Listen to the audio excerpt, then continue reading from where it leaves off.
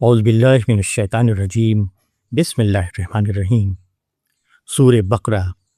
ترجمہ اور تفسیر، آیت نمبر 40 سے آیت نمبر 46 تک۔ یا بنی اسرائیل اذکروا نعمتی التی انعمت علیکم واوفوا بعہدی اوف بعہدکم وایای فارہبون وآمنوا بما انزلت مصدقا لما معکم ولا تکونوا اول کافر بہ ولا تشتروا بآیاتی ثمنا قلیلا وایای فاتقون ولا تلبسوا الحق بالباطل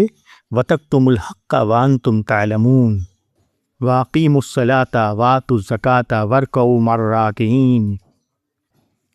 اتامرون الناس بالبر وتنسون انفسکم وانتم تتلون الکتاب افلا تعقلون واستعینوا بالصبر والصلاة وإنها لکبیرۃ الا علی الخاشعین الذین یظنون انہم ملاقو ربہم وانہم الیہ راجعون۔ سورہ بقرہ کی ان آیتوں کا ترجمہ ہے: اے بنی اسرائیل، یاد کرو میرے اس احسان کو جو میں نے تمہارے اوپر کیا، اور میرے عہد کو پورا کرو۔ میں تمہارے عہد کو پورا کروں گا، اور میرا ہی ڈر رکھو، اور ایمان لاؤ اس چیز پر جو میں نے اتاری ہے، تصدیق کرتی ہوئی اس چیز کو جو تمہارے پاس ہے، اور تم سب سے پہلے اس کا انکار کرنے والے نہ بنو، اور نہ لو میری آیتوں پر مول تھوڑا، اور مجھ سے ڈرو، اور صحیح میں غلط کو نہ ملاؤ اور سچ کو نہ چھپاؤ، حالانکہ تم جانتے ہو، اور نماز قائم کرو اور زکوٰۃ ادا کرو اور جھکنے والوں کے ساتھ جھک جاؤ۔ تم لوگوں سے نیک کام کرنے کو کہتے ہو اور اپنے آپ کو بھول جاتے ہو، حالانکہ تم کتاب کو پڑھتے ہو، کیا تم سمجھتے نہیں؟ اور مدد چاہو صبر اور نماز سے، اور بے شک وہ بھاری ہے مگر ان لوگوں پر نہیں جو ڈرنے والے ہیں، جو گمان رکھتے ہیں کہ ان کو اپنے رب سے ملنا ہے اور وہ اسی کی طرف لوٹنے والے ہیں۔ سورہ بقرہ کے ان آیتوں کی تفسیر: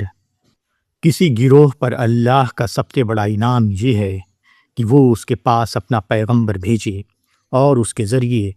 اس گروہ کے اوپر ابدی فلاح کا راستہ کھولے۔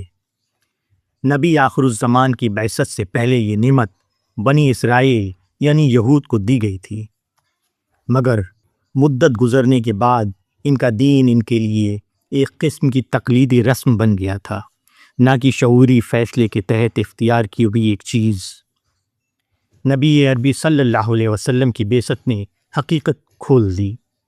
ان میں سے جن افراد کا شعور زندہ تھا وہ فوراً آپ کی صداقت کو پہچان گئے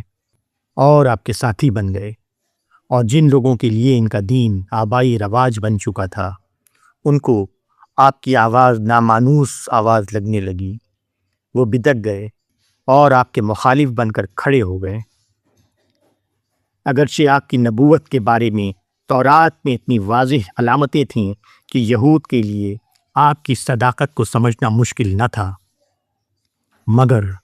دنیاوی مفاد اور مصلحتوں کی خاطر انہوں نے آپ کو ماننے سے انکار کر دیا۔ صدیوں کے عمل سے ان کے یہاں جو مذہبی ڈھانچہ بن گیا تھا اس میں ان کو سرداری حاصل ہو گئی تھی، اور وہ بزرگوں کی گدیوں پر بیٹھ کر عوام کا مرجع بنے ہوئے تھے۔ مذہب کے نام پر طرح طرح کے نذرانے سال بھر ان کو ملتے رہتے تھے۔ ان کو نظر آیا کہ اگر انہوں نے نبی عربی کو سچا مان لیا تو ان کی مذہبی بڑائی ختم ہو جائے گی، مفادات کا سارا ڈھانچہ ٹوٹ جائے گا۔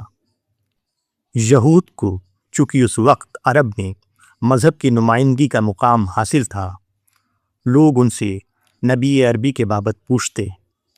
وہ معصومانہ انداز میں کوئی ایسی شوشش کی بات کہہ دیتے جس سے پیغمبر کی ذات اور آپ کا مشن لوگوں کی نظر میں مشتبہ ہو جاتا۔ اپنے وعظوں میں وہ لوگوں سے کہتے کہ حق پرست بنو اور حق کا ساتھ دو، مگر عملاً جب خود ان کے لیے حق کا ساتھ دینے کا وقت آیا تو وہ حق کے ساتھ نہ دے سکے۔ خدا کی پکار پر لبیک کہنا جب اس قیمت پر ہو کہ آدمی کو اپنی زندگی کا ڈھانچہ بدلنا پڑے، عزت اور شرف کی گدیوں سے اپنے کو اتارنا ہو، تو یہ وقت ان لوگوں کے لیے بڑا سخت ہوتا ہے جو انہیں دنیاوی جلووں میں اپنا مذہبی مقام بنائے ہوئے ہوں، مگر وہ لوگ جو خشوع کی سطح پر جی رہے ہوں اور ان کے لیے یہ چیزیں رکاوٹ نہیں بنتی، وہ اللہ کی یاد میں، اللہ کے لیے خرچ کرنے میں، اللہ کے حکم کے آگے جھک جانے میں اور اللہ کے لیے صبر کرنے میں وہ چیز پا لیتے ہیں جو دوسرے لوگ دنیا کے تماشوں میں پاتے ہیں۔ وہ خوب جانتے ہیں کہ ڈرنے کی چیز اللہ کا غضب ہے، نہ کہ دنیاوی اندیشے۔